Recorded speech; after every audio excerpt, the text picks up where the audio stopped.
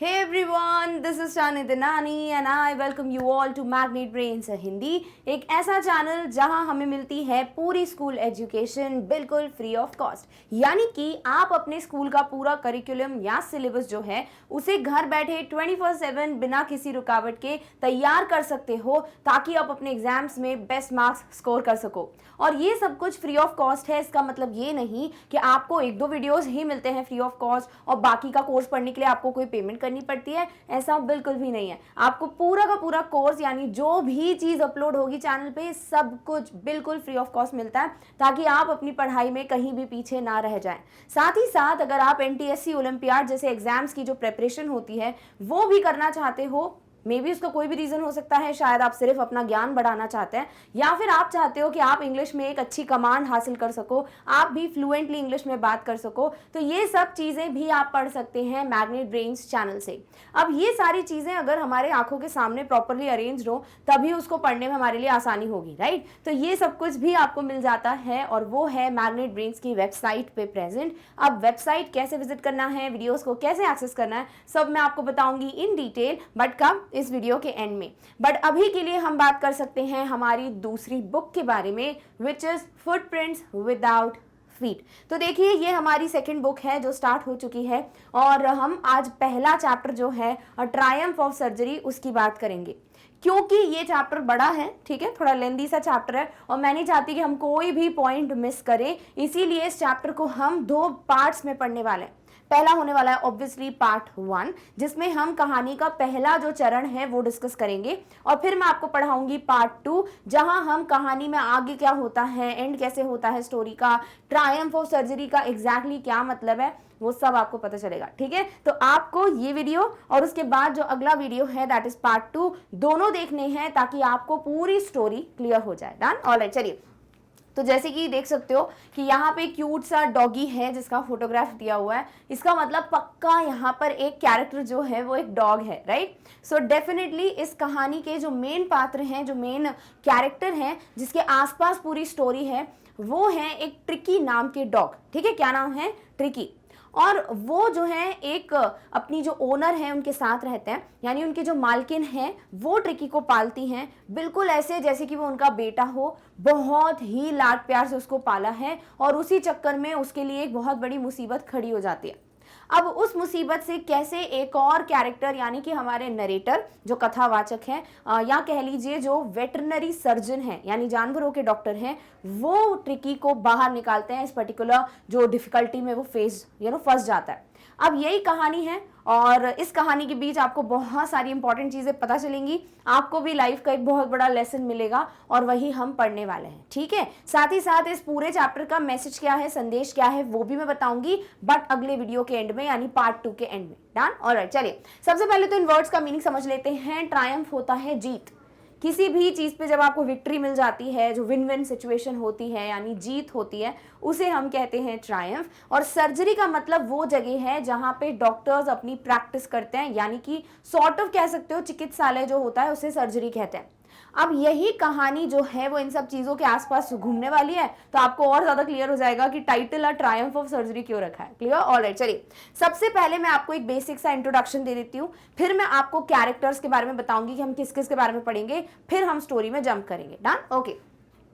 इस कहानी के ऑथर हैं जेम्स हेरियट, यानी कि कहानी किसने लिखी है? जेम्स हेरियट ने। कहानी के नरेटर कौन है? James Harriet. साथ ही साथ इस कहानी में जो डॉक्टर हैं, जो वेटरनरी सर्जन हैं यानी जानवरों के डॉक्टर हैं, वो भी यही हैं, जेम्स हेरियट। तो अब मैं आपको इनको किसी भी तरीके से मिल सकता है, आपको नाम आपको मिल सकता है डॉक्टर जेम्स के नाम से आपको लिख के दे सकते हैं इस पर्टिकुलर चैप्टर में, ठीक है। कहीं कहीं मैं डॉक्टर जेम्स बताऊंगी आपको, कहीं कहीं पे आपको मिलेगा मिस्टर हेरियट जिनका सरनेम है, ठीक है। कहीं कहीं मैं पूरा ही नाम लिखने वाली हूं, तो आपको कंफ्यूज नहीं होना कि हम किसकी बात करें।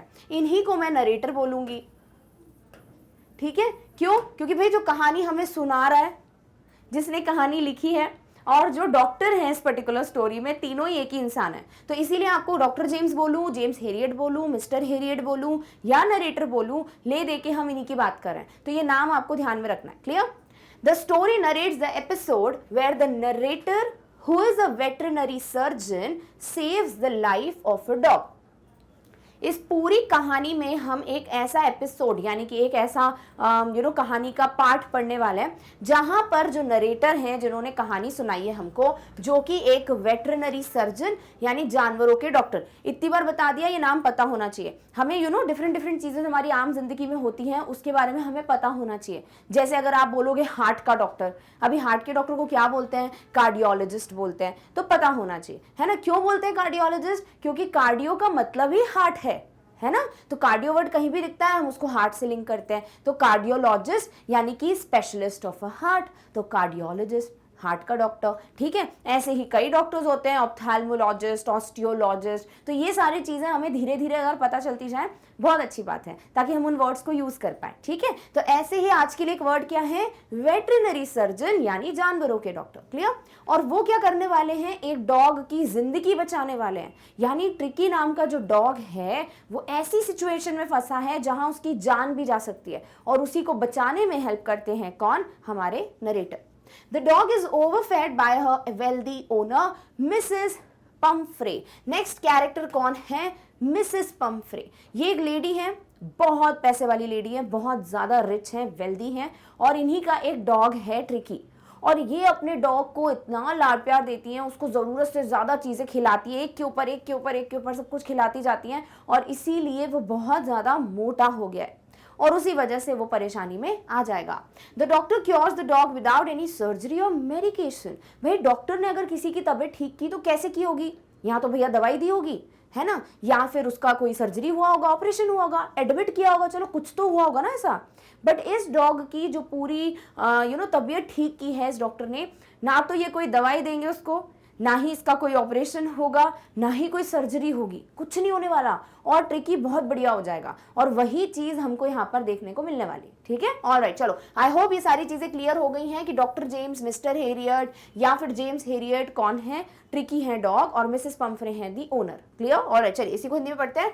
सो हम यहाँ पर सबसे पहले, ठीक है, इसको मैंने समझा दिया, अब हम सबसे पहले ना कैरेक्टर्स के बारे में पढ़ेंगे, यानी कौन कौन से पात्र हैं इस कहानी में। सबसे पहले James Harriet.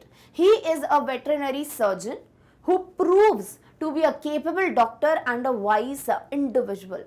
He is an animal lover and a caring guardian. अभी देखो ये जो कहानी दी है ना मैंने शुरुआत में, कोशिश करना इसको अपने शब्दों में लिख पाओ। क्यों? क्योंकि ये जो शब्द है ना ये आप अपने आंसर्स में यूज कर सकते हो। जैसे आपको कभी कोई आंसर में बताना है, बताओ मिस्टर हेरियट के बारे में, बताओ मिसेस पंफ्रे कैसी थी, बताओ ट्रिकी कैसा था, तो अगर आपको पास कुछ लाइंस होंगी, कुछ शब्द पहले से होंगे, तो आपको कॉन्फिडेंस आएगा आंसर लिखने में, राइट। तो आप ये सारी लाइंस अच्छे से ध्यान से समझो, रटना नहीं है, और इसी को अपने शब्दों में लिखने की प्लीज कोशिश करना। तो सबसे पहले जेम्स हेरियट की बात की गई है कि जेम्स हेरियट एक वेटरनरी सर्जन है, जानवरों के डॉक्टर हैं, who proves to be a capable and wise individual, यानी कि वो एक बहुत ही बढ़िया डॉक्टर हैं। वो प्रूव करते हैं स्टोरी में कि वो डॉक्टर की जो उपाधि उनको मिली है बिल्कुल परफेक्ट मिली है, बहुत ही बढ़िया डॉक्टर है, साथ ही साथ बहुत ही बढ़िया समझदार एक इंसान है। ठीक है, सो उनमें जो समझदारी है ना वो कूट कूट के भरी है, क्योंकि वो जो भी डिसीजन लेते हैं बहुत ही बढ़िया डिसीजन है उनके। He is an animal lover, definitely वो जानवरों से बहुत प्यार करते हैं, सो एनिमल लवर है। साथ ही साथ एक केयरिंग गार्जियन है, जैसे भी हमारे जो भी हमारे गार्जियंस होते हैं, आप देखते हो कि आपके रिपोर्ट कार्ड में गार्जियन लिखा होता है, राइट, तो वो कोई भी हो सकता है। तो एक बहुत ही केयरिंग पर्सन है, तो बहुत ध्यान रखते हैं डॉग्स का, एनिमल्स का, या ट्रिकी का कह लीजिए, और बहुत ही समझदारी से काम लेते हैं। दूसरी कैरेक्टर कौन है? Mrs Pomfrey. She is a wealthy single woman, बहुत रिच है, बहुत पैसे वाली है, और अकेली है, यानी उनके परिवार में वो और ट्रिकी है बस। बाकी हाँ उनकी हेल्पिंग हैंड्स हैं, सर्वेंट्स हैं, मेड्स हैं, बट वो खुद एक सिंगल लेडी है, और उनका जो बेटे जैसा एक पालतू पशु है वो कौन है? Dog. She is very much attach to her dog Tricki, वो बहुत बहुत बहुत ज्यादा अटैच्ड है अपने डॉग से, बहुत प्यार करती हैं। किससे? ट्रिकी से। She is very loving but weak at heart, बहुत अच्छी है, ठीक है, प्यार मोहब्बत से रहती है बहुत, बट बहुत ज्यादा कमजोर है, दिल से बहुत कमजोर है। इसका मतलब ये नहीं उनको हार्ट अटैक आया है, इसका मतलब बहुत सारी जब डिफिकल्ट सिचुएशन होती है ना उसको सहन नहीं कर पाती हैं। जैसे ट्रिकी की तबीयत खराब हो जाना, ठीक है, तो उनसे वो सहन नहीं होगा। ट्रिकी अगर बहुत कोई चीज़ खाना पसंद करता है, उसके लिए बड़ी वो नुकसानदायक हो, बट वो ट्रिकी को देख नहीं पाएंगी दुखी, क्योंकि बहुत कमज़ोर दिल की है। ठीक है, तो वही यहाँ पर लिखा है। तो आप जब किसी को कमज़ोर दिल का कहते हो, इसका मतलब ये नहीं कि उसको हार्ट अटैक आया हुआ है, इसका मतलब कि कोई भी ऐसे झटका वो सहन नहीं कर पाता है। क्लियर? ओके, नेक्स्ट आ जाते हैं ट्रिकी पे। जो मेन कैरेक्टर है is a lazy and fat dog who loves food. ये एक बहुत ही आलसी और बहुत ही मोटू से डॉग के बारे में है जो कि है ट्रिकी, और इसको खाना बहुत पसंद है, लाइक फूड लवर है। He is very fond of his owner. Definitely अपनी ओनर यानी मिसेस पम्फ्रे से बहुत प्यार करता है। जितना मिसेस पम्फ्रे उससे प्यार करती हैं उतना ही ट्रिकी भी अटैच्ड है अपनी ओनर से। He turns out to be energetic and lively after recovering from his illness. जैसे ही वो अपनी बीमारी से ठीक हो जाता है, बीमारी से बाहर आ जाता है, तो वो बहुत एनर्जेटिक हो जाता है, बहुत ज़्यादा एक फुर्तीला सा डॉग बन जाता है रादर देन बीइंग लेजी। सो इस तरीके से ये 3 कैरेक्टर्स हैं, सब कुछ अच्छे से क्लियर हो गया। अब इसी को हिंदी में पढ़ लेते हैं। पात्रों के बारे में देखते हैं। सबसे पहले हैं जेम्स हेरियट। ये एक पशु चिकित्सक हैं यानी वेटरनरी सर्जन हैं, जो एक सक्षम डॉक्टर और एक बुद्धिमान व्यक्ति साबित होते हैं। डेफिनेटली आपको अगर क्वेश्चन आता है ना कि क्या ये बढ़िया डॉक्टर है, आप प्रूव कर लोगे, क्या ये समझदार इंसान है, आप प्रूव कर लोगे, क्योंकि इस पूरी स्टोरी में वही चीज बार बार देखने को मिलने वाली है। वह एक पशु प्रेमी और एक देखभाल करने वाले अभिभावक यानी गार्जियन हैं। तो बहुत ज्यादा पशुओं से प्रेम है इन्हें, बहुत ज्यादा एनिमल लवर हैं, और साथ ही साथ एक बहुत ही बढ़िया केयरिंग अभिभावक या गार्जियन है। श्रीमती पम्फ्रे की बात करते हैं, जिन्हें श्रीमती पम्फ्रे, मिसेस पम्फ्रे, आपको बहुत सारे तरीकों से लिखा हुआ मिल जाएगा, आपको बस इनका जो नाम है वो ध्यान में रखना है। श्रीमती पम्फ्रे एक धनी एकल महिला हैं। वह अपने डॉग ट्रिकी से बहुत जुड़ी हुई हैं और वह बहुत प्यारी हैं, लेकिन दिल से बहुत कमजोर है। तो बहुत बढ़िया प्यारी सी महिला हैं, बहुत प्यार करती हैं अपने डॉग से जो कि है ट्रिकी, साथ ही साथ दिल से कमजोर है, यानी कि बहुत ज्यादा अगर कोई बात हो जाती है ना तो वो सहन नहीं कर पाती हैं। ट्रिकी की बात करते हैं। ट्रिकी एक आलसी और मोटा डॉग है जो खाना पसंद करता है। वह अपने मालिक से बहुत प्यार करता है, मालकिन कह लेना चाहिए because she is a lady, और बीमारी से उभरने के बाद वह ऊर्जावान और सक्रिय हो जाता है। तो अभी तो बहुत ज़्यादा लेजी है, आलसी है, मोटू सा है, बट जैसे ही इसकी तबीयत ठीक होगी ना, जब डॉक्टर हेल्प करेंगे उसको, तो फिर वो बहुत ज़्यादा एनर्जेटिक, फुर्तीला हो जाएगा। क्लियर? ऑलराइट, चलिए अब हम स्टार्ट कर सकते हैं कि एग्जैक्टली स्टोरी में क्या चल रहा है। तो सबसे पहले ऑथर जेम्स हेरियट है, ये ध्यान में रख लो, इन्हीं को नरेटर बोलेंगे, इन्हीं को डॉक्टर जेम्स, इन्हीं को मिस्टर हेरियट। तो कंफ्यूज नहीं होना, इसलिए फिर से बता दिया, ठीक है। Tricky, a small dog pampered and overfed by his rich mistress, falls seriously ill and his mistress consults a veterinary surgeon. होता क्या है कि भाई इस कहानी में ट्रिकी नाम के एक छोटे से डॉग हैं, ठीक है, who is pampered and overfed. Pampered का मतलब क्या होता है? लाड प्यार से पालना, ठीक है। जैसे अगर कोई भी बच्चा होता है ना, बहुत मस्तीखोर होता है, तो कहते हैं he is a pampered child, यानी कि इसको बहुत लाड प्यार से रखा है, सर पे चढ़ा के रखा है, इसीलिए किसी की सुनता नहीं है और इसको हर चीज़ दिलानी पड़ती है, जिद करता है। ऐसे बच्चे होते हैं ना, तो हम उन्हें पैम्पर्ड कह सकते हैं। यानी अगर कोई बहुत लाड प्यार से पला बड़ा होता है तो उसे हम पैम्पर्ड कहते हैं, ठीक है। दूसरा है ओवरफेड। देखो, किसी को फीड करते हो अगर आप, तो खाना खिलाते हो, ठीक है। अभी कोई ओवरफेड कर रहा है, इसका मतलब क्या? आपने किसी को जरूरत से ज्यादा, बहुत ही अतिरिक्त मात्रा में अगर आपने किसी को खाना खिला दिया तो उसे ओवरफेड कहते हैं। तो ये जो ट्रिकी है ना, वो अपनी जो रिच मिस्ट्रेस है, मिस्ट्रेस मतलब ओनर, तो इनकी जो बहुत पैसे वाली जो ओनर है ट्रिकी की, वो ट्रिकी को हर एक चीज़ बहुत अधिक मात्रा में ही देती है, यानी उसको बहुत लाड प्यार से पाला है। साथ ही साथ खाना भैया उतना खिलाओ ना जितना उसके लिए ज़रूरी है। जैसे अगर आप पेट वगैरह पालते हैं तो आपको पता होगा कि भैया एक रिक्वायर्ड क्वांटिटी होती है जो आप खिला सकते हो अपने पेट को, उससे ज़्यादा और उससे कम नहीं चलेगा, ठीक है। तो ये जो है ना, हर एक चीज़ ज़्यादा ही करती हैं, यानी कि वो ट्रिकी को इतना खिलाती हैं, सारी चीज़ें, मीठा, कैलोरीज बहुत ज़्यादा। सो इससे क्या होता है ना, वो बहुत ज़्यादा ओवरफेड यानी कि बहुत ज़्यादा खाया हुआ डॉगी है, यानी बहुत ज़्यादा मोटा ताज़ा है। Fall seriously ill and his mistress consults a veterinary surgeon, और वो बहुत ज़्यादा बीमार हो जाता है, ट्रिकी की बहुत हालत ख़राब है, और इसीलिए उसको ठीक करने के लिए ये जो मिसेस पम्फ्रे हैं वो एक वेटरनरी सर्जन यानी हमारे ऑथर जेम्स हेरियट से जाके बात करती हैं। क्लियर? ऑलराइट, चलिए इसी को पढ़ते हैं। अब हम सबसे पहले मिस्ट्रेस का मीनिंग देख लेते हैं। A woman in a position of authority और कंट्रोल। अगर कोई भी लेडी जो है वो कंट्रोल मतलब रख के बैठी है, यानी कि वो ओनर है, तो उनको हम मिस्ट्रेस कहते हैं, यानी कि स्वामिनी। तो ट्रिकी की स्वामिनी कौन है? Mrs Pomfrey. डन? ऑलराइट, चलिए। लेखक हैं जेम्स हेरियट। ट्रिकी एक छोटा सा डॉग है, वो अपनी अमीर मालकिन द्वारा लाड प्यार से पाला गया है और वे उसे अत्यधिक भोजन खिलाती हैं, यानी बहुत ज़्यादा, ज़रूरत से ज़्यादा खिलाती हैं। ट्रिकी गंभीर रूप से बीमार पड़ जाता है और उसकी मालकिन एक पशु चिकित्सक से सलाह लेती है। तो वो बहुत बीमार हो गया और उसको ठीक करने के लिए वो सलाह लेती हैं एक पशु चिकित्सक, एक वेटरनरी सर्जन से। इधर तक सब क्लियर है? डन? ओके, चलिए। Narrator was really worried about Tricky. He pulled up his car when saw Tricky in the street with his mistress and was shocked at his appearance. अभी देखो, already ये जो वेटरनरी सर्जन है, इनसे बातचीत चलती रहती है इनकी ओनर की, यानी वो ट्रिकी को पहले से ही जानते हैं, मिस्टर हेरियट। तो मिस्टर हेरियट जो हैं वो देखते हैं कि वो गाड़ी चला रहे हैं और जो मिसेस पम्फ्रे हैं वो अपनी डॉग को लेकर वॉक पे निकली हैं। तो जैसे ही वो देखते हैं ना ट्रिकी को, तो वो शॉक्ड हो जाते हैं ट्रिकी की अपीयरेंस को देखकर। जिस तरीके से ट्रिकी दिख रहा था वो बहुत शॉक्ड हो जाते हैं। अभी वो डॉक्टर हैं तो उनको पता है भाई किस पेट में क्या प्रॉब्लम है, बिकॉज वो बहुत अच्छे से ही सारी चीज़ें समझ सकते हैं। तो वो क्या करते हैं, वो अपनी गाड़ी को पुल्ड अप यानी कि अपनी गाड़ी को रोक देते हैं। तो चला रहे गाड़ी, एकदम से गाड़ी रोकेंगे और मिसेस पंफ्रे से बात करने वाले हैं, ठीक है। सो नरेटर बहुत ज़्यादा टेंशन में थे, मिस्टर हेरियट बहुत टेंशन में थे ट्रिकी के बारे में, और उन्होंने जैसे ही देखा ट्रिकी को तो उन्होंने अपनी गाड़ी रोक दी, पुल्ड अप हिज कार। जैसे ही उन्होंने ट्रिकी को स्ट्रीट पे देखा अपनी मालकिन के साथ चलते हुए, और वो बहुत शॉक्ड थे ट्रिकी के अपीयरेंस, यानी कि जो बाहरी उसका जिस तरीके से वो दिख रहा था वो देखकर ये बहुत शॉक्ड हो गए। सबसे पहले पुल्ड अप का मीनिंग देखते हैं। Pulled up is used for a vehicle which means come to a halt. Halt का मतलब क्या होता है, पहले भी बताया मैंने, हॉल्ट मतलब रुक जाना। जैसे कि ट्रेन स्टेशन के होते हैं ना हॉल्ट स्टेशन, इसका मतलब कहाँ कहाँ गाड़ी रुकेगी उसको कहते हैं हॉल्ट स्टेशन। तो सबसे पहले किसी भी गाड़ी का कहना है अगर आपकी वो रुक गई है तो आप पुल्ड अप कह सकते हो, यानी किसी वाहन का रुकना। तो उन्होंने अपनी गाड़ी रोकी। इजी, ओके, चलो इसको हिंदी में पढ़ते हैं। वर्णनकर्ता यानी कि नरेटर वास्तव में ट्रिकी के बारे में चिंतित थे, बहुत ज्यादा टेंशन में थे वो। जब उन्होंने ट्रिकी को अपनी मालकिन के साथ गली में देखा या स्ट्रीट पर देखा तो उन्होंने अपनी कार रोकी और ट्रिकी को देखकर चौंक गए। अभी क्यों चौंक गए वो ट्रिकी को देखकर, देखते हैं भाई आगे स्टोरी में।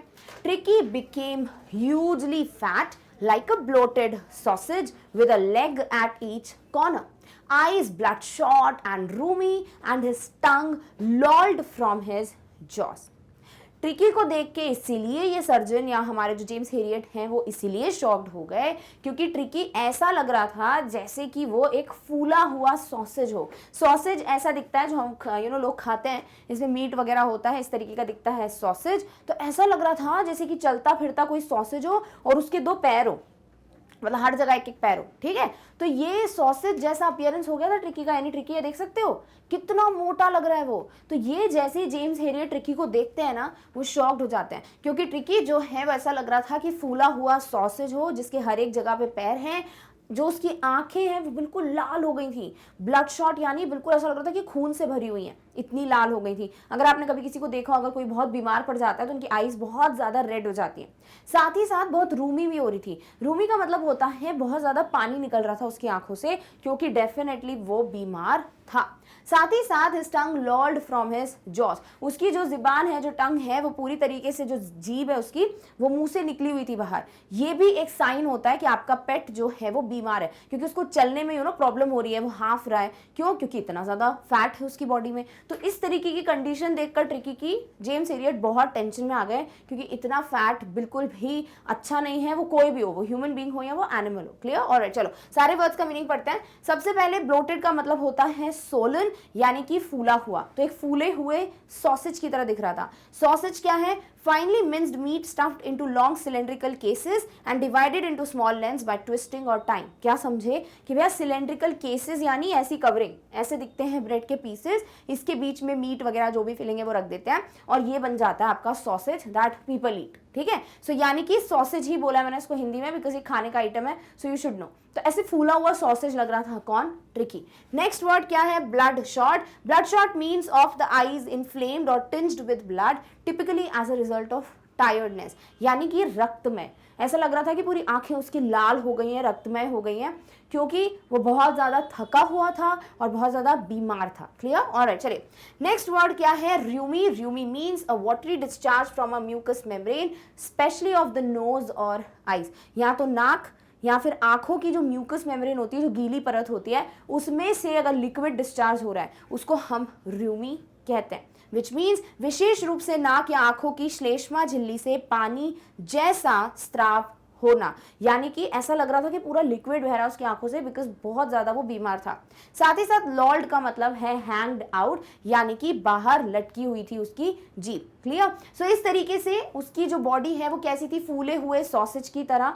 आंखें हो रही थी बिल्कुल लाल, ब्लड शॉट। रूमी यानी कि पानी निकल रहा था उसकी आंखों से। साथ ही साथ उसकी जीभ जो है वो उसके मुंह से बाहर ही थी।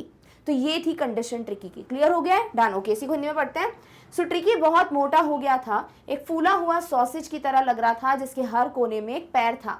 उसको उसकी आंखें जो हैं वो लाल थी और पानी निकल रहा था और उसकी जीभ बाहर लटकी हुई थी। सो इस तरीके से हालत खराब थी किसकी? ट्रिकी की। Done. Okay, Mrs Pomfrey, tricky was so listless. अभी क्या होता है ना, इनके बीच में वार्तालाप वगैरह होता है, सो क्या क्या बातें हैं, एग्जैक्ट डायलॉग्स अगर चाहिए तो वो आपको बुक देख लो या फिर डिटेल एक्सप्लेनेशन देख लो, ठीक है। अभी इधर हम बात कर रहे हैं रिविजन की, तो फटाफट कुछ कुछ डायलॉग्स मिस करने वाले हैं ताकि मैं आपको फटाफट से स्टोरी सुना दूं, ठीक है। सो मिसेस पंफ्रे जो है वो ट्रिकी के बारे में कहती है कि भैया ट्रिकी जो है वो बहुत ज़्यादा लिस्टलेस था। लिस्टलेस का मतलब कि कोई एनर्जी नहीं, कुछ पता ही नहीं है क्या करना है, बिल्कुल ऐसा था कि उसको कोई इंटरेस्ट ही नहीं है जैसे। तो टेंशन में आ गई, भैया मेरा डॉग ऐसा क्यों है। तो पता उनको क्या लगा उसका reason, she thought must be suffering from malnutrition, कि भैया जो मेरा डॉग है ट्रिकी वो पक्का कुपोषण से पीड़ित है, इसीलिए वो इस तरीके से थका हुआ और लिस्टलेस है। भाई उसको देख के कौन बोलेगा कि वो कुपोषित है, बिकॉज वो इतना मोटा है ट्रिकी और इतना खिला रहे हो आप उसको, तो डेफिनेटली कुपोषण नहीं हो सकता। बट मिसेस पंफ्रे का ना ध्यान बस इसी जगह पे जाता है, कैसे वो ट्रिकी को खाना खिलाए और खाना खिलाए। तो यही चीज उन्होंने सोचा कि पक्का इसको कुपोषण है, तो have been giving him some little extras between the meals to build him up, some malt and cod liver oil and a bowl of Horlicks at night to make him sleep, nothing much really। तो वो पता क्या बोलती है mister Harriet को कि देखिए mister Harriet, मुझे लगा कि ट्रिकी ना उसको कुछ समझ नहीं आ रहा है, बहुत थका हुआ था, तो मुझे लगा बीमार है, कुपोषित है, तो फिर कुछ नहीं, मैं उसको जो खाना देती हूँ वो तो दे रही हूँ। ट्रिकी खाना खा रहा है अपना, पर हर एक खाने का जो मील होता है उसके बीच बीच में मैं इसको कुछ एक्स्ट्रा भी दे रही हूँ खाने के लिए। एक्स्ट्रा में क्या दे रही हूँ, जैसे कि मैं माल्ट दे रही हूँ, ये बहुत न्यूट्रिशियस होता है तो मैं ये खाने को देती हूँ, मैं इसको कॉड लिवर ऑयल देती हूँ, एक फिश ऑयल होता है वो देती हूँ, और रात को मैं इसको एक पूरा बोल ऑफ हॉर्लिक्स बना के देती हूँ ताकि इसको नींद अच्छी आए, और ज़्यादा कुछ नहीं दे रही हूँ। अरे भाई इसमें और कितना ज़्यादा होगा, खाना दे रहे हो उसको, फिर एक्स्ट्रा चीज़ें दे रहे हो, तो इससे ज़्यादा और क्या एक्स्ट्रा होगा। तो उनको समझ नहीं आ रहा है कि ये सब कुछ ना कुछ ज़रूरत से ज़्यादा ही हो गई हैं चीज़ें ट्रिकी के लिए, उनको तो लग रहा है मैं ज़्यादा कुछ दे ही नहीं रही हूँ उसको, क्लियर। सो इस तरीके से वो बताती है मिस्टर हेरियट को कि क्या ट्रिकी का रूटीन रह रहा है कुछ टाइम से। सो लिस्टलेस का मतलब लैकिंग एनर्जी एंड एंथुसियाज्म, यानी उदासीन। अगर कोई पर्सन बहुत उदासीन है, उसको नहीं समझ आ रहा क्या करें, बोर हो रहा है, तो उसके लिए एक वर्ड होता है लिस्टलेस। नेक्स्ट है malnutrition, which is lack of proper diet, जिसे हम कुपोषण के नाम से जानते हैं। अगर किसी को प्रॉपर न्यूट्रिशन नहीं मिलता है ना तो वो कुपोषित कहलाते हैं, that is what is mall nutrition. Malt क्या है, बार्ले को माल्ट कहते हैं, यानी कि एक तरीके का जौ है ये, जो कि खाने से बहुत ज्यादा ताकत आती है, क्लियर। ऑलराइट, चलो इसी को हिंदी में देखते हैं। सो मिसेस पंफ्रे ने डॉक्टर जेम्स को बताया कि ट्रिकी इतना बेसुध और सुस्त रहने लगा था, यानी कि ये भाई रीजन है कि मुझे लगा कि वो बहुत ज़्यादा लिस्टलेस है, बेसुध रहता है, उदासीन रहता है, तो मैंने क्या किया, मुझे लगा कि वो कुपोषण से पीड़ित है और इसीलिए उसे मुख्य खाने के मध्य कुछ अतिरिक्त भोजन मैंने देना शुरू किया, कुछ माल्ट और मछली का तेल, और रात में उसे अच्छी नींद आए इसलिए हॉर्लिक्स से भरा हुआ कटोरा। ज्यादा कुछ नहीं दे रही हूँ, ज्यादा कुछ थोड़ी दे रही हूँ, क्या माल्ट है, फिश ऑयल है या कॉड लिवर ऑयल है, एक बोल हॉर्लिक्स का, 3 टाइम खाना, और कुछ एक्स्ट्रा मैं दे ही नहीं रही हूँ ट्रिकी को। तो ये सुन के जेम्स हेरियट डेफिनेटली उनको लगा तो कि ये कुछ ज्यादा ही हो रहा है, बट आगे भी वो और प्रश्न है जो पूछते हैं।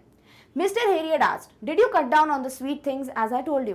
भाई जब भी कोई बोलता है कि मुझे ना मोटापा कम करना है, तो सबसे पहली चीज़ यही बोलती है कि मीठा कम करो, राइट, बिकॉज मीठे से बहुत ज़्यादा कैलोरीज आती हैं और फिर वो क्या होता है, फैट की तरह जमा होने लगता है बॉडी में।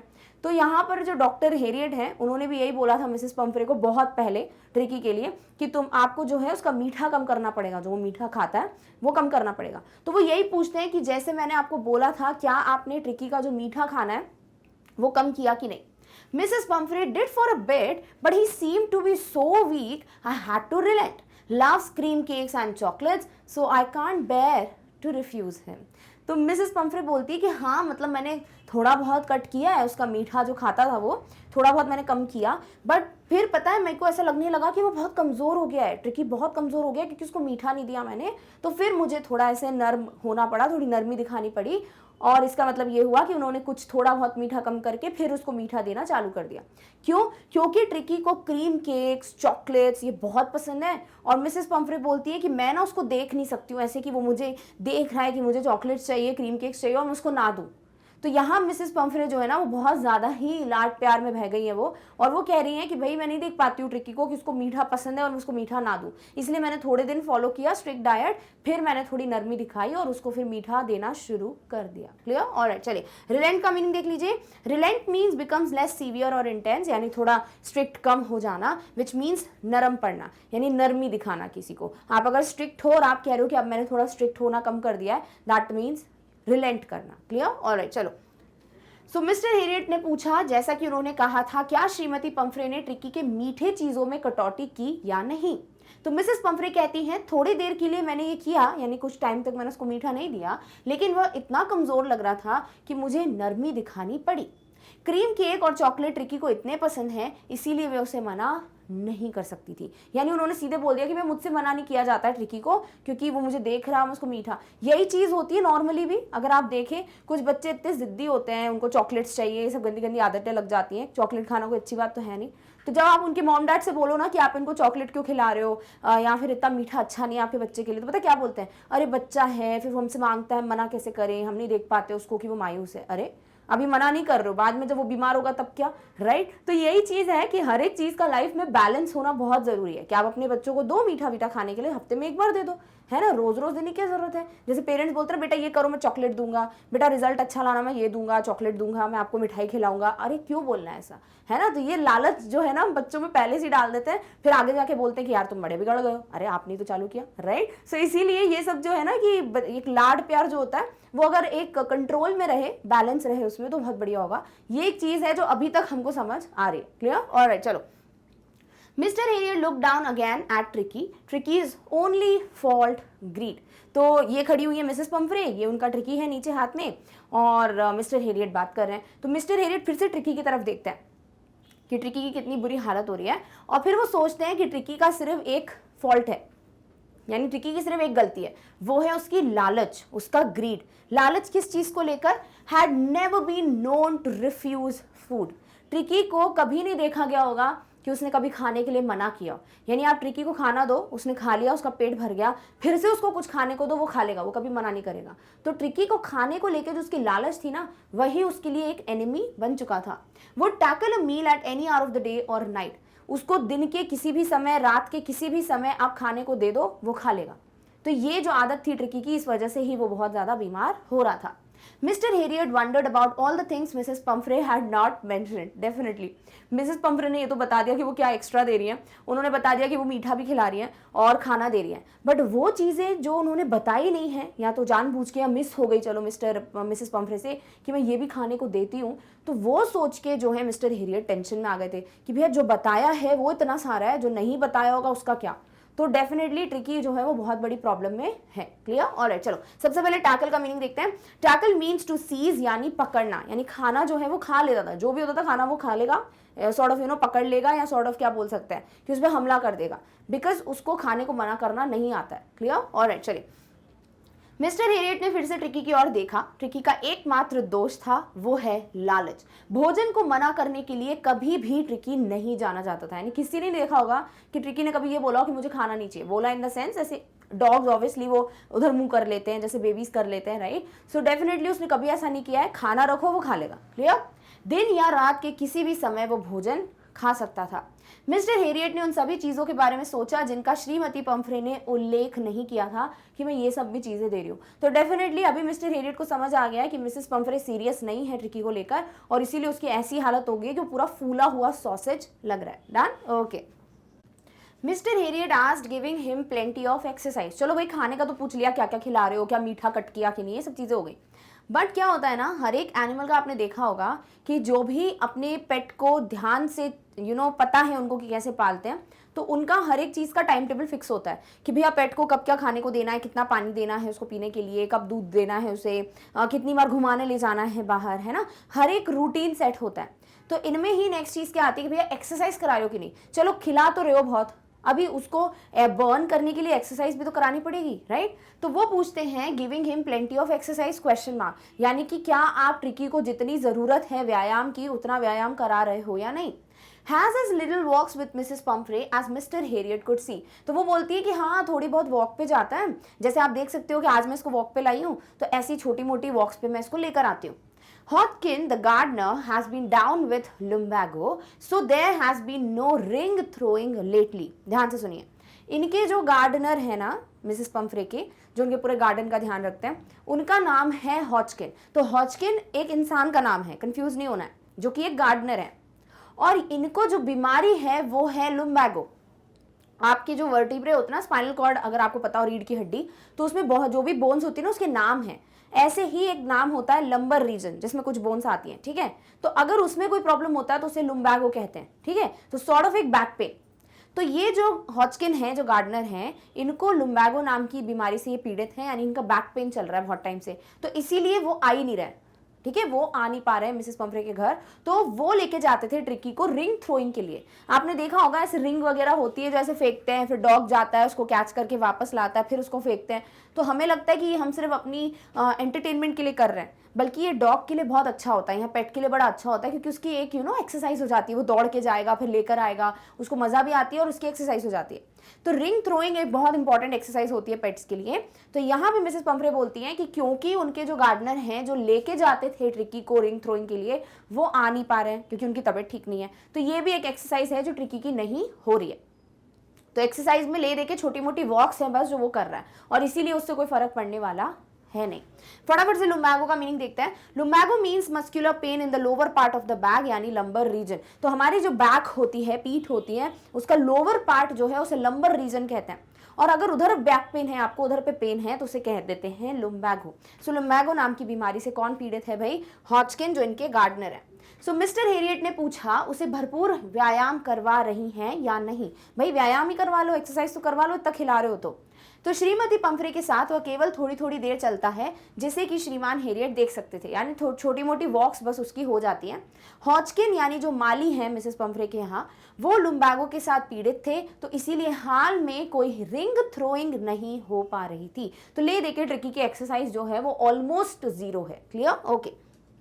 Mr. Harriet very strictly told Mrs. Pumphrey, if you don't cut his food right down and give him more exercise, he's going to be really ill. Must harden your heart and keep him on a very strict diet. तो mister Harriet जो है वो सीधे सीधे बहुत स्पष्ट तरीके से बोल देते हैं मिसेस पंफ्रे से, और बहुत स्ट्रिक्ट होके बोलते हैं ताकि लगे मिसेस पंफ्रे को कि मिस्टर हेरियट बहुत सीरियस हैं। तो वो बोलते हैं कि अगर आप ट्रिकी का खाना कम नहीं करेंगी, अगर आप उसका खाना जो भी उसे देती हैं वो आधा नहीं कर देती, और उसको अगर प्रॉपर एक्सरसाइज नहीं कराएंगी, तो ट्रिकी बहुत बीमार हो जाएगा। यानी मिस्टर हेरियट बहुत स्ट्रिक्टली बोल देते हैं कि देखिए आप इसका खाना भी कम कीजिए, इसका एक्सरसाइज भी दीजिए, नहीं तो क्या होगा, आप ही का प्यारा डॉग जो है वो बीमार हो जाएगा। Must harden your heart. और वो मिसेस पंफ्रे को जानते हैं कि वो बहुत दिल से कमज़ोर है, कि एक ममता है उनमें, तो डेफिनेटली वो बहुत ज़्यादा वीक फील करती हैं जब उनको ट्रिकी को स्ट्रिक्टली डील करना होता है। तो वो उनको समझाते हैं कि आपको अपने दिल को थोड़ा कठोर बनाना पड़ेगा, आपको थोड़ा स्ट्रिक्ट बनना पड़ेगा, and keep him on a very strict diet, और उसको बहुत स्ट्रिक्ट डाइट देनी पड़ेगी। क्लियर? ओके। मिस्टर हेरियट ने श्रीमती पंफ्रे से बहुत सख्ती से कहा, यदि आप उसका खाना कम नहीं करेंगी और उसे और अधिक व्यायाम नहीं करवाएंगी, तो वह वास्तव में बीमार हो जाएगा। और अगर आप वो दिन चाहती हैं तो फिर ठीक है, नहीं तो आपको ये सारी चीजें फॉलो करनी पड़ेगी। श्रीमती पंफ्रे को अपने दिल को सख्त करने की और ट्रिकी का निर्धारित आहार का पालन करने की सलाह दी कि भैया आपको क्या फॉलो करना है, उसको सही खाना दीजिए जितना जरूरी है उतना, साथ ही साथ उसको एक्सरसाइज कराइए जितनी हो सकती है, और आपको अपने आप को स्ट्रांग बनाना पड़ेगा। अगर आप खुद नरमी दिखाएंगी तो ट्रिकी बीमार हो जाएगा। Clear? Okay. Mrs. Pumphrey confessed Mr. Harriet was right and it is very difficult for her. तो मिसेस पंफ्रे बोलती हैं कि आप बिल्कुल सही बोल रहे हैं। तो वो अपना कन्फेशन रखती हैं कि हाँ आप सही बोल रहे हैं कि मुझे ये सब चीज़ें फॉलो करने की ज़रूरत है, बट मेरे लिए बहुत डिफिकल्ट है कि मतलब मैं ट्रिकी को इतनी स्ट्रिक्टली हैंडल नहीं करती हूँ, मैं उसे हमेशा प्यार मोहब्बत से रखना पसंद करती हूँ। She set off head down along the road as if determined to put the new regime into practice immediately. तो वो चली जाती है वहाँ से और ट्रिकी को लेकर, और उनकी जो सर है वो नीचे है, यानी सर नीचे करके ऐसे नहीं होता जैसे अगर किसी बच्चे को डांट पड़ती है कि तुम पढ़ते नहीं हो, रिजल्ट अच्छा नहीं आता, अब अगर रिजल्ट अच्छा नहीं आया तो देख लेना, अब पढ़ाई करनी है, ठीक है। तो उस दिन क्या होता है, बच्चे को इतनी डांट पड़ी होती है कि वो अपना सर नीचे करके हाँ ठीक है बैठ के पढ़ने लगता है, राइट। तो जो वो एक्सप्रेशन या वो जो जेस्चर होता है सर नीचे करके मायूस से हो जाना, इससे क्या समझ आता है कि अब इसको डर लग रहा है, अब ये पढ़ाई करेगा। वैसे ही मिसेस पंफ्रे को देख के लग रहा था कि भैया अब तो उन्होंने ठान लिया है कि अब मैं ट्रिकी का खाना भी कम कर दूंगी और उसको एक्सरसाइज भी कराऊंगी। मतलब वो गई तो इसी ढंग से कि वो अब वो डिटरमिन्ड है कि वो नई जो रूटीन है, जो रिजम है, वही फॉलो करेंगी और ट्रिकी को सिर्फ जितना जरूरी है खाना उतना ही देंगी, ठीक है। तो ऐसा लग रहा था, अभी ऐसा होगा कि नहीं वो हम देखेंगे। सो रिजिम का मतलब है prescribed course of exercise and diet, यानी एक रूटीन, एक दिनचर्या, उसे रिजिम कहते हैं। क्लियर? ऑलराइट। श्रीमती पंफ्रे ने कबूल किया कि मिस्टर हेरियट सही थे और यह उनके लिए बहुत बहुत मुश्किल होगा। उन्होंने दोनों बातें रखी कि भैया आप बिल्कुल सही बोल रहे हो, मैं समझ रही हूँ सही बात है, बट मेरे लिए बहुत डिफिकल्ट है इसको फॉलो करना। वह चल पड़ी, उनका सिर नीचे था, वह ऐसे गई मानो नई व्यवस्था को तुरंत लागू करने के लिए उन्होंने दृढ़ संकल्प ले लिया था कि भैया जो नया रूटीन है, जो नई दिनचर्या बताई है, वो तो उन्होंने बिल्कुल ऐसा संकल्प ले लिया है कि अब तो मैं यही फॉलो करूंगी। बट ये सिर्फ लग रहा था, मिसेस पंफ्रे ये फॉलो कर ही नहीं सकती क्योंकि वो बहुत ज्यादा लाड प्यार देती हैं किसे, ट्रिकी को। Clear? Okay. Mr. Harriet watched them. Tricky, tottering along in his little tweed coat, struggled on drooping in his harness. तो जब ये जा रहे हैं लेकर मतलब मिसेस पंफ्रे लेके जा रही है ट्रिकी को, तो मिस्टर हेरियट ट्रिकी को देखते हैं कि उसकी क्या हालत हो रही है। He was what? He was tottering along in the little tweed coat. Tweed एक ऊनी कपड़ा होता है जिसका जैकेट पहना हुआ है ट्रिकी को, और वो टॉटर यानी कि लड़खड़ा कर चल रहा है क्योंकि उसका वजन इतना है और वो तब बीमार है ना कि उससे नॉर्मली चला भी नहीं जा रहा है। बट मिसेस पंफ्रे को वो नहीं दिख रहा, उन्हें सिर्फ ये दिख रहा है कि मैं इसको बस खाने के लिए दूं, दैट्स इट।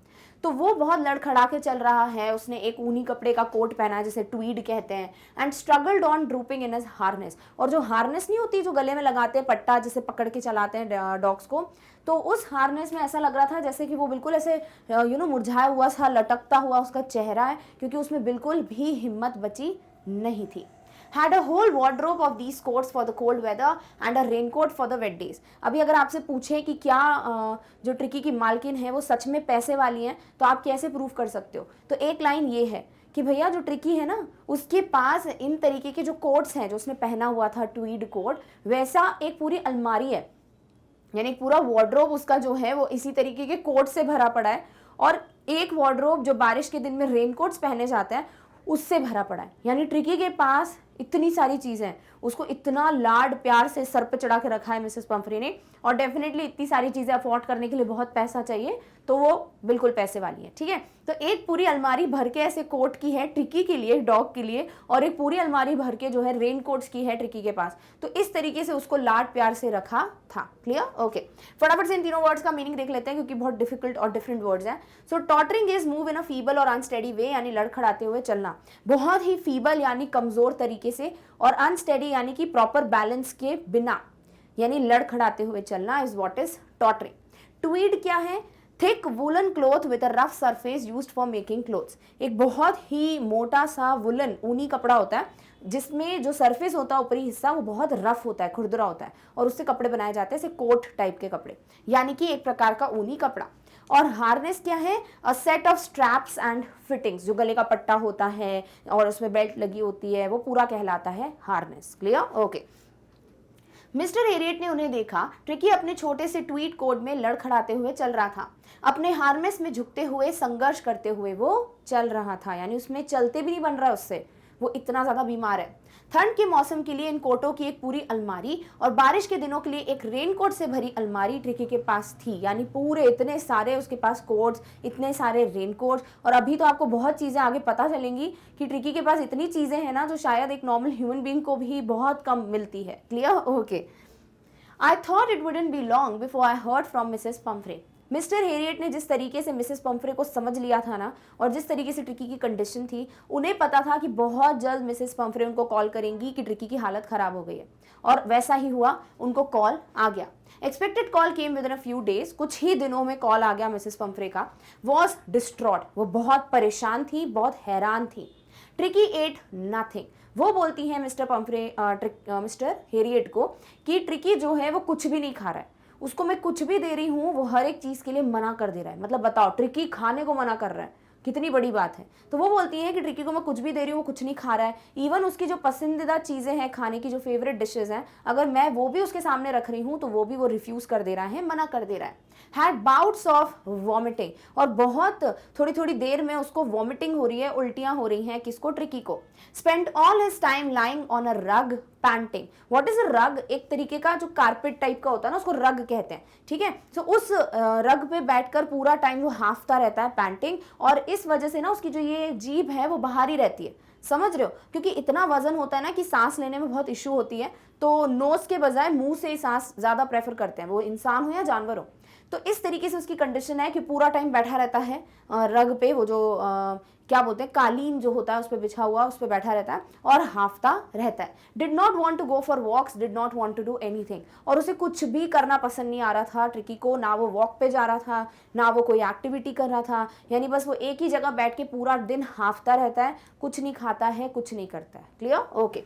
डिस्ट्रॉट का मीनिंग देखते हैं। इट मीन्स एक्सट्रीमली वरिड, बहुत बहुत बहुत ज्यादा परेशान होना। Bouts is a short period of intense activity of a specified kind. कोई भी एक्टिविटी अगर बहुत ज्यादा इंटेंस है, बहुत सीरियस है और बहुत थोड़ी देर में हो रही है, फ्रीक्वेंटली हो रही है, उसे कहते हैं बाउट्स। ठीक है, छोटे अंतराल की पर बार बार कोई एक्टिविटी अगर हो रही है तो उसे बाउट्स कहते हैं। अभी बाउट्स ऑफ वॉमिटिंग यानी कि ऐसे छोटे छोटे अंतराल में बट बहुत बार बार और बहुत ज्यादा सीरियस तरीके से वॉमिटिंग हो रही है किसको? ट्रिकी को। सो तीव्र गतिविधि की एक छोटी अवधि जो होती है उसे बाउट्स कहा जाता है। डन? ओके। नेक्स्ट वर्ड क्या है? Rug. Rug is a piece of thick material that covers a small part of a floor. थोड़ी सी ही जमीन पे जो एक बहुत ही मोटे कपड़े का कालीन नहीं बिछाते हैं उसे रग कहते हैं। और पैंटिंग इज गेस्पिंग यानी कि हाफना। तो हाफने को क्या कहते हैं? Painting. Clear? Alright. Doctor James ने सोचा ही था कि श्रीमती पंफ्रे उन्हें बहुत जल्द सूचित करेंगी। उनको पता था कि बहुत जल्दी कॉल आने वाला है कि ट्रिकी की तबीयत ठीक नहीं है, और कुछ ही दिनों के भीतर अपेक्षित कॉल आया। श्रीमती पंफ्रे परेशान थी, वो बहुत बहुत ज्यादा परेशान थी। और फोन पे मतलब समझ आ जाता है ना कोई बात करता है तो। सो ट्रिकी ने कुछ नहीं खाया था, वह अपने पसंदीदा व्यंजन के लिए भी मना कर रहा था, वह बस उल्टियां कर रहा था और अपना सारा समय गलीचे पर लेटे रहने में व्यतीत कर रहा था। यानी उसकी पूरी जो एक्टिविटी है सब बंद हो चुकी थी। खाना नहीं खा रहा है, सबसे बड़ी बात, कहीं बाहर नहीं जाना उसको, उसे कुछ नहीं करना, सिर्फ वो एक जो रग है, जो कालीन है, उस पर बैठ के पूरा टाइम हाफता रहता था। ट्रिकी टहलने नहीं जाना चाहता था, कुछ भी करना नहीं चाहता था। तो ऐसा वो मिसेस पंफ्रे जो है मिस्टर हेरियट को बताती है कि ट्रिकी की ऐसी ऐसी कंडीशन है तो मैं बहुत ज्यादा परेशान हूँ। Clear? Okay. Dr. James knew only way was to get Ricky out of the house for a period, suggested he be hospitalized for about a fourth night, kept under observation. Mister Harriet को पता था कि tricky को ठीक करने का एक ही इलाज है, और वो क्या है कि भैया इसको मिसेस पंफ्रे से ना दूर रखना पड़ेगा, क्योंकि उसको इतना ज्यादा खाना खिला कौन रहा है? Mrs Pomfrey, right? उसको इतना लाड पार कौन दे रहा है भैया? Mrs Pomfrey. अगर वो कोई करेगा ही नहीं तो ठीक नहीं हो जाएगा। तो मिस्टर हेरियट ने समझ लिया कि भैया ट्रिकी को उसके घर से बाहर कहीं दूर लेके जाना पड़ेगा। तो वो जाके चेक करते हैं ट्रिकी को और मिसेस पंफ्रे को बोलते हैं कि भैया देखिए, फोर्थ नाइट यानी कि टोटल 2 हफ्तों के लिए, 14 डेज को फोर्थ नाइट बोलते हैं, 14 डेज के लिए ट्रिकी को हॉस्पिटल में रखना पड़ेगा। मुझे इसको अंडर ऑब्जर्वेशन रखना है, यानी कि मुझे इसको सारी दवाइयां देना पड़ेगी, हॉस्पिटल में रखना पड़ेगा, क्योंकि यहाँ इसका इलाज नहीं हो पाएगा। और ऐसा वो मिसेस पंफ्रे को बताते हैं। Poor lady almost swooned, was sure he would pine and die if he did not see her every day. जैसे ही मिसेस पंफ्रे ने सुना कि ट्रिकी को पूरे 2 हफ्ते के लिए उनसे दूर ले जाया जाएगा, वो ऑलमोस्ट बेहोश हो गई। ऑलमोस्ट, पूरी तरीके से बेहोश नहीं हुई। ऐसा होता नहीं कि आप शॉक्ड हो जाते हो तो आपको समझ नहीं आता क्या हो रहा है। That is what is soon, यानी कि थोड़ी बहुत कॉन्शियसनेस खो देना। और वो इसीलिए हैरान हो गई क्योंकि उनको पता था कि अगर ट्रिकी उनको रोज नहीं देखेगा, ट्रिकी अगर अपनी ओनर मिसेस पंफ्रे को रोज नहीं देखने वाला है, तो फिर वो मर जाएगा। यानी कि ट्रिकी भी नहीं रह सकता उनके बिना, वो भी नहीं रह सकती ट्रिकी के बिना। बट डॉक्टर जो है भैया वो बहुत स्ट्रिक्ट होते हैं, उन्होंने ठान लिया कि भैया हमें ट्रिकी को हॉस्पिटल ले जाना पड़ेगा। क्लियर? ओके, चलिए सबसे पहले सूंड और पाइन का मीनिंग देखते हैं। सूंड मीन्स अ पार्शियल और टोटल लॉस ऑफ कॉन्शियसनेस, पूरी तरीके से या फिर आंशिक रूप से बेहोश हो जाना। पूरी तरीके से या ज्यादातर आंशिक रूप से, यानी यहाँ पर जो मिसेस पंफ्रे हैं वो बिल्कुल ऑलमोस्ट तो नहीं, थोड़ी बहुत कॉन्शियसनेस खो चुकी थी।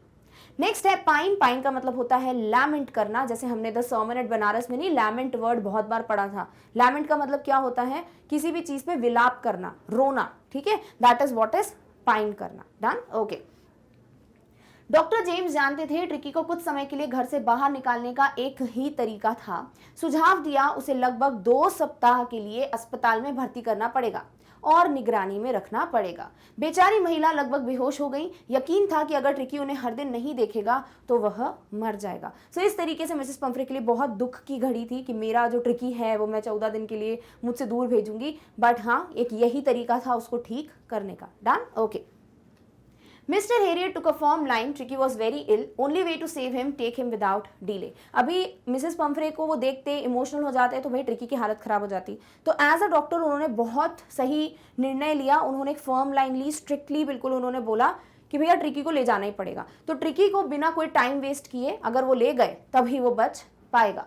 followed by Mrs. Pumphrey's surveillance, marched out to the car carrying the little dog wrapped in a blanket. और मिसेस पम्फ्रे बहुत रोने लगी, वेल करने यानी बहुत जोर जोर से रोना, तो वो रोने लगी, बट मिस्टर हेरियट जो है बड़े स्ट्रिक्ट हैं, तो फटाफट से स्पीड में एक ब्लैंकेट में रैप करके ट्रिकी को अपनी कार तक ले गए। डन। ओके, चलिए वेलिंग्स का मीनिंग देखते हैं।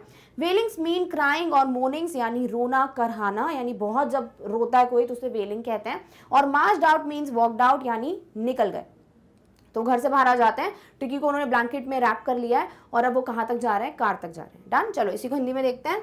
सो मिस्टर हेरियट ने कड़ा व्यवहार दिखाया। ट्रिकी बहुत बीमार था, उसे बचाने का एकमात्र तरीका था कि बिना देर किए उसको लेकर जाना पड़ेगा। श्रीमती पम्फ्रे के रोने के बाद एक कंबल में लिपटे छोटे डॉग को लेकर कार की ओर डॉक्टर निकल पड़े। अब वो जा चुके हैं, आगे देखते हैं क्या होता है। Entire staff roused. अब जैसे ही ये पम्फ्रे मिस्टर हेरियट जो हैं वो ट्रिकी को लेकर जाते हैं ना, तो मिसेस पम्फ्रे बहुत ज़्यादा रोने लगती हैं।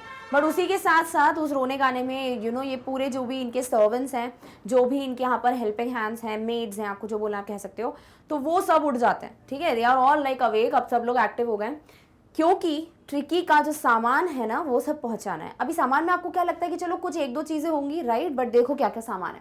सो पूरा का पूरा स्टाफ जो है, जितने भी कर्मचारी हैं, सब उठ चुके थे। Maids rushed in and out bringing his day bed, night bed, favourite cushions, toys and rubber rings, breakfast bowl, lunch bowl and supper बोल।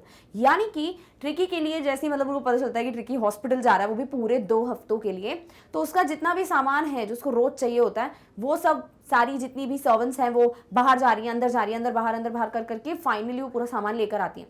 और सामान में क्या है भाई, ट्रिकी का दिन में सोने का जो बेड है वो अलग है, रात को सोने का बिस्तर अलग है, बेड अलग है। उसके अलावा उसके जो कुशन्स है भाई, जिसपे वो सोता है सर रखकर, वो भी उसके कुछ फेवरेट कुशन्स हैं वो लेकर आए। उसके कुछ खिलौने हैं, टॉयज हैं, कुछ रबर रिंग्स हैं जो फेंक कर खेला करते होंगे। और ब्रेकफास्ट बोल, लंच बोल, सपर बोल सब अलग है। यानी कि जिस भी कटोरे में, बोल में वो खाना खाता है, नाश्ते के लिए अलग है, लंच के लिए, दिन के खाने के लिए अलग है, और सपर यानी कि जो इवनिंग मील है, डिनर है, उसके लिए अलग है। और ये सब सामान लेकर आती हैं उनकी मेड्स। अभी जब ये मिस्टर हेरियट देखते हैं ना इतना सामान, वो समझ जाते हैं कि उनकी गाड़ी में इतना सामान नहीं आने वाला है, तो फटाफट से वो ट्रिकी को लेकर चले जाते हैं। ठीक है, तो आप समझ सकते हो ये दूसरा पॉइंट है जहां प्रूफ करेंगे कि हाँ, ट्रिकी को बहुत लाड प्यार से रखा था। साथ ही साथ ट्रिकी की जो ओनर है वो बहुत पैसे वाली है। नहीं तो यार हर एक चीज का बोल अलग होता है कि हमारा ही नहीं होता, राइट। सो ब्रेकफास्ट के लिए अलग है उसका बर्तन, दिन के लिए अलग है, रात के लिए अलग है, सोने के लिए बेड, चलो बोल चलो मान लिए एक बार अलग अलग रखते हैं, बाकी सोने के लिए जो बेड है वो भी अलग है। दिन में वो अलग बेड पे सोता है, रात को अलग बेड पे सोता है। और जो उसके कुशन्स हैं वो अलग हैं, फेवरेट वाले अलग हैं, नॉर्मल वाले अलग हैं। क्लियर? ओके, चलिए सबसे पहले राउज्ड का मीनिंग देखते हैं। Roused means cause to stop sleeping, यानी जगाया गया। ठीक है, now the person will not be like lazy और स्लीपिंग, उसको उठा देंगे, that is what is roused. So सारे कर्मचारियों को जगा दिया गया। सभी दासियों ने ट्रिकी का दिन का बिस्तर, रात का बिस्तर, पसंदीदा कुशन, खिलौने, रबर के छल्ले यानी जो रिंग्स हैं, नाश्ते का कटोरा, दोपहर के भोजन का कटोरा, रात के भोजन का कटोरा, सब कुछ लेकर अंदर बाहर होती रही। तो जितने भी सर्वेंट्स हैं लग गई वो सारी चीजें सामान वामान लाने में कि ट्रिकी को ये सब चीजें लगने वाली हैं। क्लियर? ओके, सो इस तरीके से चैप्टर डन नहीं, सिर्फ पार्ट 1 डन। यानी कि अभी तक कहानी हम ये समझ चुके हैं कि ट्रिकी बहुत बीमार रह रहा है क्योंकि उसको बहुत ज़्यादा खाना खिलाया जा रहा है, एक्सरसाइज नहीं कराई जा रही है, और ये सब है मिसेस पम्फ्रे के ओवर लाड प्यार की वजह से, ओवर पैम्परिंग की वजह से। अब इसी चक्कर में जब वो बताती है मिस्टर हेरियट को कि ट्रिकी बहुत बीमार है, वो कुछ खा नहीं रहा है, कोई एक्टिविटी नहीं कर रहा है, तो मिस्टर हेरियट समझ जाते हैं कि ट्रिकी को घर से दूर ले जाने की बहुत बड़ी आवश्यकता है। तो वो यही करते हैं, ट्रिकी को जो है वो हॉस्पिटलाइज करने की सलाह देते हैं कि उसको 14 दिनों के लिए हॉस्पिटल में रखना पड़ेगा। अब ये सुन के मिसेस पम्फ्रे बहुत शॉक्ड हैं, रोने लगती हैं। सारे सर्वेंट्स उसका सारा सामान लेकर आते हैं। अभी मिस्टर हेरियट समझ गए थे कि इन सब सामान की ना तो ज़रूरत है, साथ ही साथ ना ही उनकी गाड़ी में इतना सामान आने वाला है, तो वो फटाफट से ट्रिकी को लेकर अब जा चुके हैं। तो अब हमें आगे की स्टोरी की, ट्रिकी को वो लेके चले गए और उन्होंने देखा कि ट्रिकी जो है उसमें बिल्कुल इतनी भी किक नहीं है, एनर्जी नहीं है, बट वो फटाफट से ठीक हो जाएगा। और जब ये सर्जरी पहुंचते हैं जहाँ पर इसका ट्रीटमेंट होने वाला है, वहाँ की जो स्टोरी है वो और बड़ी सी स्टोरी है, which is the second half of the chapter. तो वो हम पढ़ेंगे अगले वीडियो में, विच इज़ द पार्ट 2। ठीक है, तो पार्ट 1 के लिए इतना आई होप क्लियर हो गया है कि एग्जैक्टली कहानी में क्या चल रहा है। तो इस तरीके से पार्ट 1 डन, बट मैं फटाफट से आपको वेबसाइट की जानकारी दे देती हूँ। जैसे कि मैंने बिगनिंग में बोला था, देखिए जैसे कि आप ये वीडियो देख रहे हैं, वैसे आप चाहेंगे कि आप सारे कोर्सेज, सारे वीडियोस, या फिर मैंने जैसे बोला स्पोकन इंग्लिश, NTSC, ओलंपियाड, अगर इन सब चीज़ों को भी पढ़ना चाहते हैं तो आपके सामने सारे वीडियोस वीडियोस अगर एक प्रॉपर ऑर्डर में अरेंज्ड होंगे तो आपके लिए आसान होगा, नहीं तो अलग से लिखोगे, क्या लिखना है, क्या सर्च करना है, समझ नहीं आता है ना, और उसमें आधा टाइम चला जाता है, और हम नहीं चाहते आपका कीमती समय बर्बाद हो। इसीलिए आप वेबसाइट विजिट कीजिए ताकि आप क्लिक क्लिक करके वीडियोस तक पहुंच जाएं। देखिए करना क्या है, आपको गूगल पे जाना है, टाइप करना है magnetbrains.com, जो कि हमारी वेबसाइट का नाम है। जैसी वेबसाइट ओपन करेंगे ये जो पेज है वो आपके सामने डिस्प्ले होगा। अब इस पेज पे सबसे पहले इंपॉर्टेंट चीज क्या है, कौन सा कोर्स पढ़ना है। आपको सबसे पहला जो डिसीजन है वो यही लेना है। आप इंग्लिश मीडियम का कोई टॉपिक देखना चाहते हैं, इंग्लिश मीडियम में सिर्फ पढ़ाई नहीं है, आपके लिए बहुत सारी एक्स्ट्रा चीजें जो आप सीख सकते हो अपने आप को डेवलप करने के लिए, सो डेफिनेटली क्लिक करके एक बार जरूर एक्सप्लोर करना।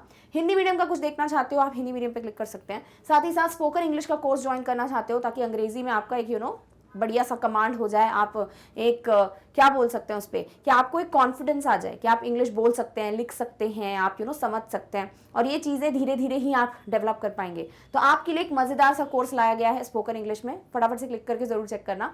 साथ ही साथ एनटीएससी ओलंपियाड की भी प्रेपरेशन कराई जाती है, तो अगर इनकेस आपको कोई टॉपिक इंटरेस्टिंग लगता है जो आप पढ़ना चाहते हैं तो आप क्लिक कर सकते हैं। साथ ही साथ जो यूपी बोर्ड को बिलोंग करते हैं उनके लिए अलग से वीडियोस बनाए जा रहे हैं, so definitely they can click on UP board, because कुछ सिलेबस में चेंजेस होते हैं तो आपको कोई दिक्कत ना हो, इसलिए यूपी बोर्ड पे क्लिक कर सकते हो।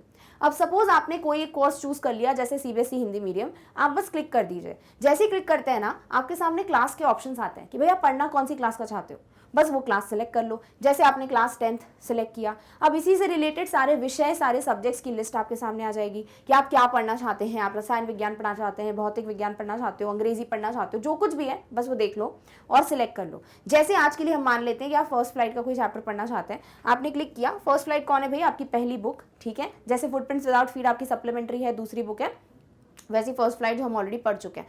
तो आप जैसे ही क्लिक करेंगे आपके सामने उसके जितने भी पार्ट हैं, जितने भी चैप्टर्स हैं वो सब आ जाएंगे, और आप उस पार्ट पे क्लिक कीजिए जिसका वीडियो देखना चाहते हो। सपोज आपको from the diary of Anne Frank, जो 4th पार्ट है आपका, उसकी जो पोअम है, कविता है अमांडा, उसका सिलेबस ओवरव्यू, उसका कंप्लीट रिवीजन देखना है।